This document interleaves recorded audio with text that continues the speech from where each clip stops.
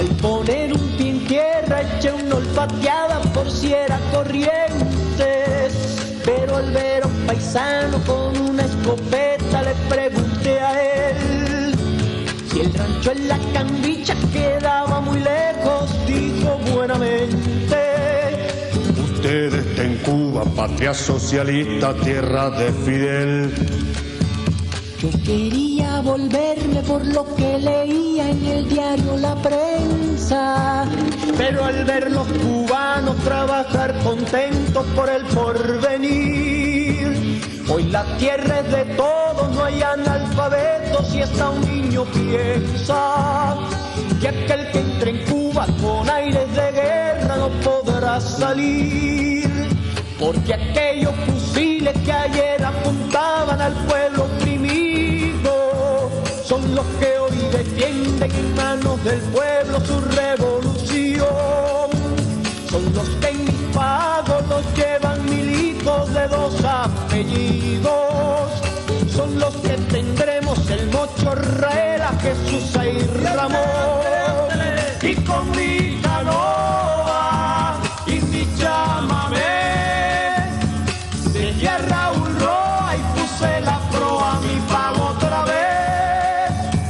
Y a los correntinos he de serles fiel. Y aquí yo termino, que mueran los yanquis, que viva Fidel.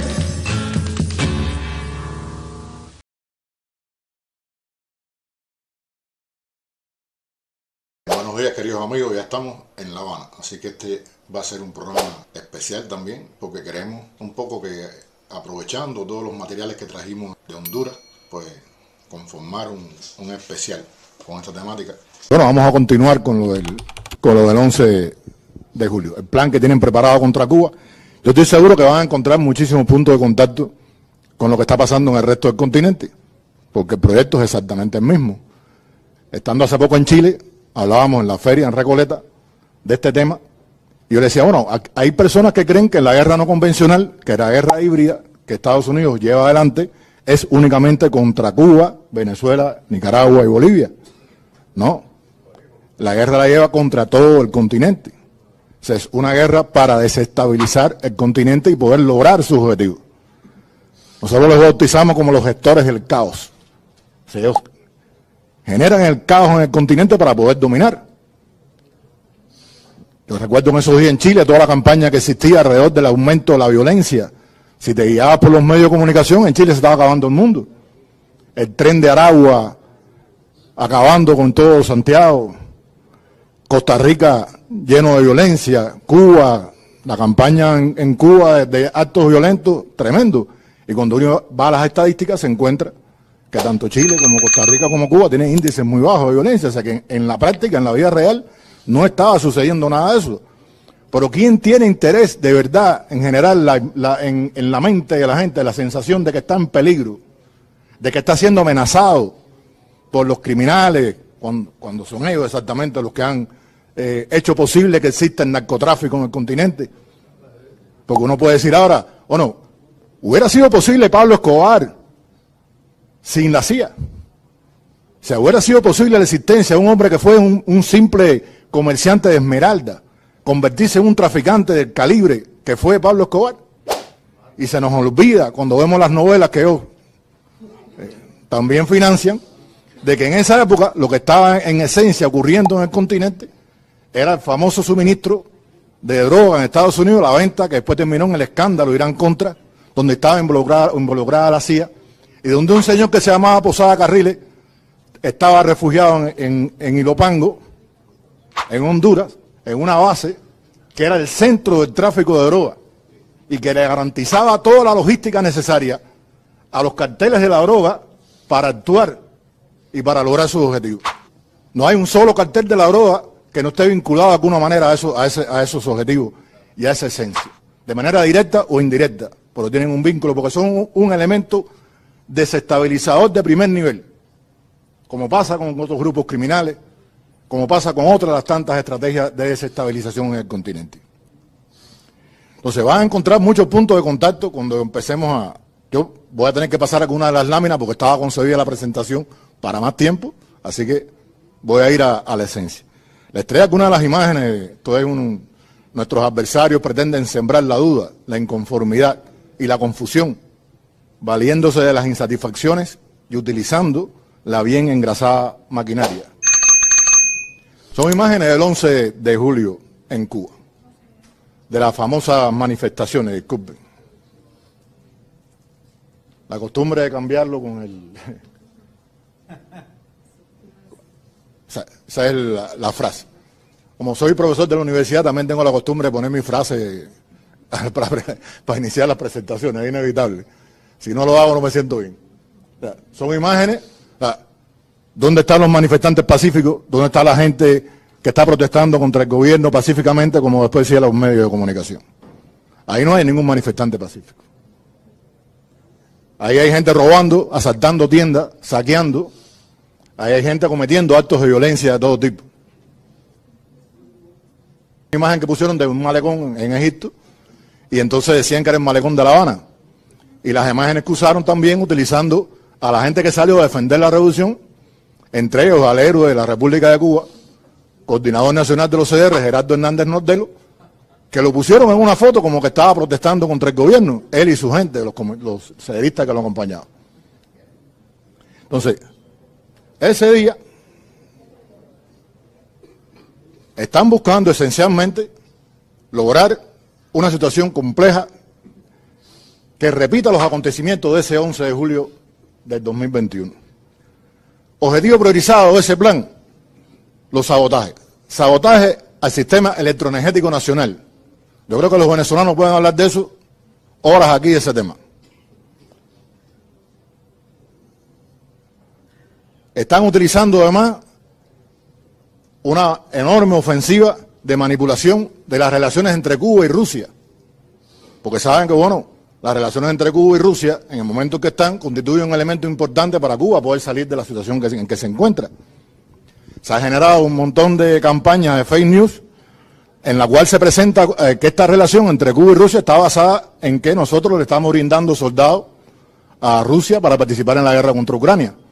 Han salido fotografías muy simpáticas, digo simpáticas con toda la intención, porque si uno se fija bien, si uno mira bien las imágenes, y uno se daba cuenta cuando salieron esas fotos en Rusia, en ese momento de la guerra en Ucrania, estaban los soldados ucranianos y rusos con 10 grados bajo cero, y salen unos soldados cubanos, aparentemente de este plan, cubano-ruso, vestidos con uniformes de verano, con la bandera cubana en la hombrera y con fusiles que tienen alrededor de 10 o 15 años de existencia. Aquello era totalmente increíble. Muy parecido a una cosa que también ocurrió en Chile, que tiene que ver, no estoy disgregando, estoy armando para que ustedes vean al final de qué se trata lo que quiero, a donde quiero llegar. En Chile presentaron una supuesta operación donde se había secuestrado a un teniente de la Guardia Bolivariana que había traicionado, que había desertado. Y estaba la televisión día y noche presentando la imagen aquella en los canales de la televisión que nosotros conocemos, donde aparecía un comando venezolano, según ellos, secuestrando a aquel hombre. Una imagen tremenda. Y después uno de los presentadores decía, miren los uniformes, esos son los uniformes que utiliza la contrainteligencia venezolana. Y había compañeros nuestros que al día siguiente me decían, oye, ¿tú viste los venezolanos secuestrando? Y yo, pero tú eres tan tonto de creerte de verdad que un comando de la contrainteligencia venezolana va a ir con los uniformes venezolanos a Chile a secuestrar a un tipo. Era increíble. Pero una semana después ya no eran solamente venezolanos, ya había un cubano.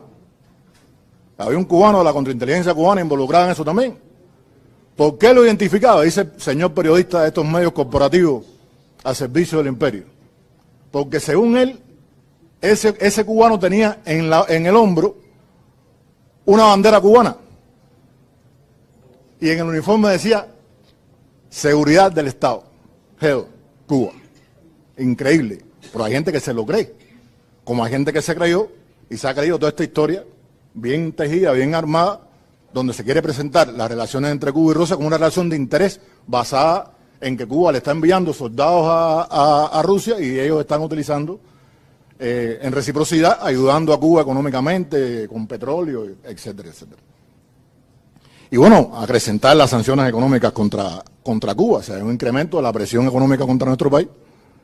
Como bien dice este señor, analista de la CIA, Fulton Armstrong, que señala la existencia de una red de agencias de inteligencia estadounidense destinada únicamente y exclusivamente, lo voy a cambiar por aquí, disculpen, bueno, es que no me acostumbro a la tecnología, que este hombre está diciendo que bueno, existe toda una agencias dedicadas de manera coordinada a financiar y a patrocinar la guerra contra Cuba. Eso nosotros lo sabemos hace 60 años.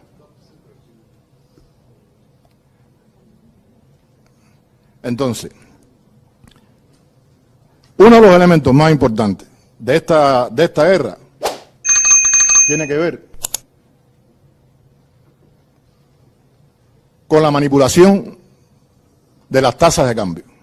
Una experiencia también, él lo citaba, ocurrida se usó en Nicaragua en determinado momento, se usó antes contra Chile, cuando el golpe de Estado, se usó en Europa del Este, que no aparece citado ahí, pero se usó en muchos países de Europa del Este, se usó contra el rublo en Rusia en su momento, se usó con el dólar today en Venezuela, de manera que operadores en el exterior, usando páginas web, señalan todos los días, le dicen todos los días a los cubanos cuál es el precio de cambio en el mercado ilegal del dólar. Lo vivieron los argentinos con el dólar blue. O sea, ¿cuál es el precio que tiene en el mercado informal el dólar? Eso, las consecuencias son tremendas, está muy bien calculado, porque una acción como esta deprecia enormemente el valor del salario de la gente y encarece los productos. Cuando la gente va a comprar contra el patrón que se está guiando, influido por estos medios, es contra lo que se está estableciendo en esos medios, el cambio que está estableciendo. Y te lo mueven, te lo suben y te lo bajan en dependencia de los intereses que tiene esta campaña para lograr determinados efectos sobre los cubanos. Ya lo explicaba, atacar la moneda, convertirla prácticamente en nada, desbaratar cualquier medida económica que el gobierno revolucionario cubano pueda estar tratando de hacer para beneficiar a su pueblo. Entonces hay un elemento que yo quiero llegar aquí, el toque, uno de los medios, el medio que se ha convertido en el líder en la presentación de este tipo de campaña. Todos los días amanece con la presentación de cuánto está el cambio del dólar contra el peso cubano. Cualquiera pudiera pensar que es un medio que está en Cuba, que tiene personas, investigadores, encuestadores, economistas, pero no, ese medio está en Europa. Ese medio está bien lejos de Cuba, están en Suecia, amanecen por la mañana, no sé con qué información cuentan ellos, para poder establecer exactamente qué está sucediendo en el mercado cubano y en la economía cubana para dictar los precios de la moneda. Otro elemento importante de esta operación que se está preparando contra Cuba es la operación Streaming, que es una operación que se está desarrollando a través de los canales, sobre todo de los canales que suben documentales, películas y demás, donde hay todo un financiamiento importante, hay mucho dinero por medio, como nosotros sabemos también, de que utilizan el cine, las series de televisión como medio de información para mucha gente. Hay mucha gente que se entera de lo que pasa en el mundo a través de la serie de televisión estadounidense y que conocen la historia a través de esa serie de televisión. O sea, hay toda una producción de cine, de películas, de documentales, de series de televisión tergiversando la historia de Cuba. Esa manipulación de la historia, presentando cuestiones de la historia relacionadas, sobre todo hay uno que ha circulado muchísimo en las redes, que tiene que ver con la muerte del Che o con la muerte de Camilo Cienfuegos, presentado a través de supuestos testigos, de supuestas personas que conocen la historia, dirigido fundamentalmente a los sectores más jóvenes, no solamente de Cuba, sino del resto del continente latinoamericano.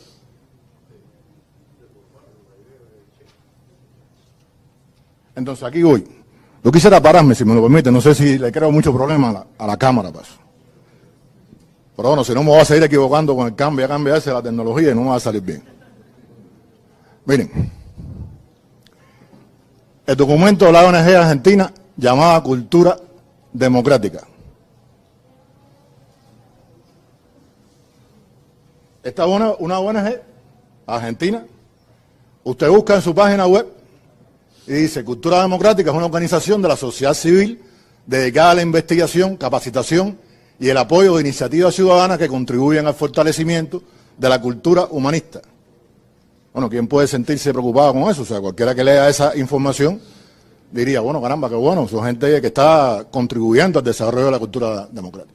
Y su mismo nombre, Cultura Democrática. Ahora, cuando usted va a quiénes son los patrocinadores de esa organización, empieza a descubrir cosas interesantes. Ahí está Freedom House, está la NET y una serie de amigos más que tienen una larga historia en el financiamiento de proyectos de este tipo en el continente latinoamericano. Entonces, ¿en qué anda Cultura Democrática? Este es un documento interesantísimo. Se llama Apoyo a la sociedad civil cubana como método de presión a gobiernos totalitarios. Su posible aplicación en Bolivia. Este documento, por supuesto, es anterior al intento de golpe de Estado ahí.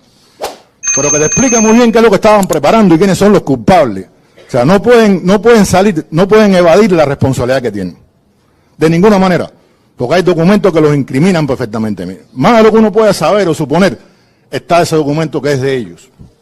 Y ese documento establece muy bien que a partir del análisis del enfoque político de los Estados Unidos en el fortalecimiento de la democracia, el uso legítimo de los agentes de cambio en la sociedad cubana, donde Cultura Democrática juega un papel significativo en el apoyo a la oposición cubana, proponemos una visión similar para su aplicación en Bolivia, ante el reciente viraje hacia la izquierda, como se ha demostrado en la historia de América Latina, con el apoyo de los partidos comunistas, bajo la consigna de las consignas de izquierda que mutan sus posiciones políticas hasta convertirse en gobiernos totalitarios consolidados.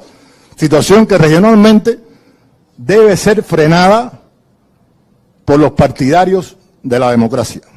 O sea, es un documento que establece, a través de esta ONG, que parecía tan sencilla, tan simple, dedicada a fortalecer la democracia, del plan real contra Bolivia, y no solamente contra Bolivia, contra todo el mundo.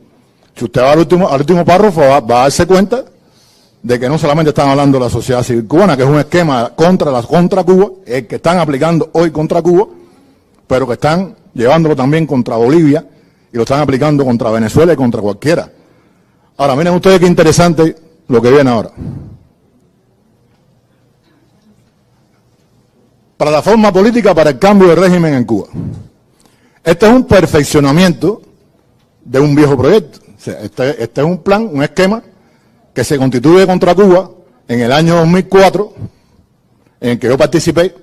En esa época yo trabajaba supuestamente para la Agencia Estatal de Inteligencia de Estados Unidos, era uno de sus operadores en Cuba, trabajaba con los USAID, con la NET y demás, y bueno, participé en el proyecto original 2004, proyecto que ha ido avanzando, ha ido perfeccionándose con las experiencias que han tenido en el resto del continente y contra Cuba, hasta llegar a este último proyecto, que es muy interesante. O sea, cuál es la dirección estratégica, y ustedes pueden ver, yo voy a dejar ese documento para que lo quiera tener. Lo voy a dejar para que lo quiera tener. Porque ahí aparecen quienes están involucrados ahí. Ahí aparecen las organizaciones que están involucradas. ¿Y quiénes son los jefes? Ahí está Marco Rubio. Por supuesto, no puede faltar. Pero están miembros del gobierno de los Estados Unidos. Mamá, ellos son senadores, congresistas. Por ahí aparece Blinken. Y están, bueno, todos los segmentos de la línea política, que como bien dicen ellos, funciona como un reloj suizo. Te dicen ellos que esa estructura funciona de tal manera que clase es infalible. Miren el final de lo que dice el documento. En el caso de Bolivia se realizan gestiones para potenciar los partidos políticos de oposición vinculados a los congresistas cubano-americanos para una causa común. Es un proyecto continental de la derecha articulada, dirigida por el gobierno de Estados Unidos a través de su ONG y a través de sus partidarios en el continente. Perfectamente imbricado, perfectamente concebido para lograr los objetivos que se proponen en el continente americano. Si usted va a cada uno, si usted ve, bueno, cuáles son los públicos que tienen ellos diferenciados, los públicos que tienen escogidos, o sea, es un plan con todas las de la ley. Me quedan 5 minutos. No hay problema. Les ponía esto como ejemplo, porque esto es un elemento contra Cuba, pero que todos seguro, ahorita se estaba mencionando cómo se habían preparado a los futuros líderes, a los jóvenes, y esto es una convocatoria para jóvenes con capacidad de liderazgo, abierta para ciudadanos cubanos.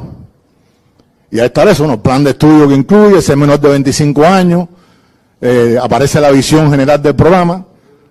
Usted, en el caso de Cuba, le mandaban a través de correo electrónico o a través de sitios web a los jóvenes estudiantes de la universidad la convocatoria para estas becas. La convocatoria era muy interesante, le decían a los muchachos, mira, usted es estudiante de historia, le vamos a dar una beca en Jerusalén, en una universidad, para que usted perfeccione sus conocimientos de historia. Imagínense usted, un estudiante de historia que le dicen que va a ir gratis durante un año o 6 meses a Jerusalén, la tentación es tremenda. Pero bueno, para ese joven que puede ser, puse el ejemplo de Jerusalén para los historiadores, porque existía, por ejemplo, la Universidad de Colonia, para los estudiantes de arte. ¿Qué estudiante de arte rechazaría ir un año gratis a la Universidad de Colonia? Será casi rechazable. Y algunas becas con mucho menos nivel que era dentro de Estados Unidos, que eran más complejas por el tema de Cuba, porque todo el mundo en Cuba sabe que alguien que va a Estados Unidos en una beca de esta sabe que va. O sea, ahí no hay inocencia con relación a eso, pero cuando era el tema en Europa, en América Latina, en otros lugares, era más fácil enmascararlo. Entonces, pero miren ustedes qué interesante este plan de estudio. Cuando ese joven terminaba, llegaba a presentar su plan de curso final para graduarse, tenía que presentar un proyecto comunitario. Ese proyecto comunitario se aprobaba siempre, por supuesto, la posibilidad de que te suspendieran eran 0. Usted podía presentar un proyecto para construir un laboratorio de idioma en su universidad, un ejemplo, o construir un tabloncillo para la práctica del baloncesto, del voleibol, o cualquier cosa, las cosas más simples hasta proyectos mucho más complejos. Y ese estudiante recibía el dinero de una ONG que apoyaba su proyecto. Y dice, bueno, qué bien. Regresaba a Cuba con el apoyo de la ONG, llegaba a su universidad, presentaba el proyecto en su universidad y esa ONG, que no aparece por ninguna parte, pero que está vinculada a los servicios especiales estadounidenses, mantenía un vínculo permanente con ese joven que se convierte en un líder en su universidad. Porque es el hombre que le trae dinero a su universidad para un proyecto. Y además un tipo que estuvo en el extranjero, que se formó. Eso nos pasa todo en América Latina. Nosotros sobreestimamos mucho cuando alguien va a estudiar en otro lugar que no sea en nuestro continente. Y ese joven, por supuesto, no se va a poder desprender nunca de esa ONG, porque le van a seguir dando dinero. Y cuando ese muchacho terminara sus estudios en la universidad, venían las becas para cursos de posgrado, maestrías y doctorados. El cálculo era tener en Cuba, en un periodo de 10 a 15 años, una base de jóvenes, de líderes de nuevo tipo, formados para el proceso de cambio contra el socialismo y la revolución cubana. ¿Se inventó contra Cuba? No se inventó contra Cuba. ¿Ustedes saben dónde nació ese proyecto? Ese proyecto surge en el momento que el gobierno de Estados Unidos está planeando la famosa transición a la democracia en el continente de las dictaduras militares, finalizando los años de la dictadura en los 80. Es el proyecto dirigido a construir, a mediatizar los cambios ante el temor de que ocurrieran revoluciones radicales en el continente y que las dictaduras no cayeran a través de una transición moderada o manipulada, sino a través de revoluciones radicales. Para que no ocurriera de nuevo una revolución cubana, se crea este proyecto en el continente, de formación de líderes de cambio, de becas de intercambio, que permite formar a los líderes que uno a veces se pregunta, ¿de dónde salió esa persona? Yo siempre le digo, cuando un estudiante me pregunta, bueno, ¿y de dónde apareció el líder ese? Digo, vea su historia. Cuando vayas a la historia vas a ver dónde fue que estudió. Vas a ver dónde fue que se graduó. Vas a ver si estuvo en un grupo, en una beca de intercambio o estuvo en un concurso de este tipo. Sí. La esencia de la presentación, de la injerencia de Estados Unidos en nuestro continente, que yo les traía, tiene que ver con la demostración, por eso me basé en esos documentos fundamentalmente, de que no estamos hablando de un proyecto únicamente contra uno, contra dos países, sino un proyecto continental de la derecha subordinada a los intereses del gobierno de los Estados Unidos. Muchas gracias.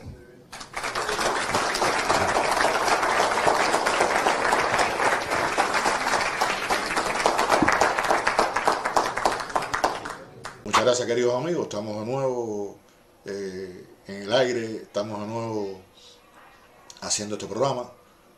Yo pienso que es hora de recuperarlo. Vamos a hacerlo como sea, con los medios que tenemos. Vamos a hacerlo cumpliendo además con nuestro deber de denunciar, con nuestro deber de exponer, usando las redes sociales, usando todas las vías de comunicación que estén a nuestro alcance, los planes de Estados Unidos contra Cuba, exponerlos ante la gente, denunciarlos. Así que solamente los invito a compartir este programa, hacer que llegue a la mayor cantidad de gente posible. Eso sí depende ya de ustedes, no depende de mí. Que mucha gente vea en este programa depende de los dueños, pero depende también de la gestión que hagamos los que siguen y los que durante tanto tiempo han estado suscritos a este canal. Un gran abrazo, queridos amigos. Nos vemos. Vamos a dar batalla. De guerra rodeando a Cuba entera, para que no entre nada, ni salga nada tampoco. Tenemos que seguir, aprieta y dale otra vuelta a la tuerca. El pueblo de Cuba tiene que matar a Díaz-Canel. Cuando maten a Díaz-Canel, maten a Ramiro, ¿eh? Cuando maten, mi mujer dice que sí. Yo quiero matar a los comunistas. Mi deseo es matar a los comunistas. Hay que ir debilitando la dictadura. Carro de policía, que pinga carro de policía. Rómpeselo, vélalo, quémaselo. Si mañana empiezan a estos perros a aparecer con las patas partidas, con la cabeza rota, está bien. Coges un machete, lo coges, lo digo yo, y le corta la cabeza, ya sea que ponerse sangriento, vamos a ponernos sangriento. A las ratas se matan como cucarachas entrando en la alcantarilla, meterle lo que llevan y cogerla como se cogen. Estos tienen a muerte, papi. Y nosotros, candela con todo lo de ellos. Candela con la candela y candela con el mayoral y candela. Para que tú veas que la cabeza tuya va a rodar por todo el paredón para abajo. Tu mujer, tú, tus tíos, los matamos a todos. Ustedes se van a morir, es muerte con ellos hasta el final. Que hagan lo que tengan que hacer. Yo no me limito aquí en nada, que no me interesa nada. Invasión es lo que toca. No hay que levantar ninguna restricción. Lo que hay que hacer es invadir ese maldito país. Pidamos intervención militar.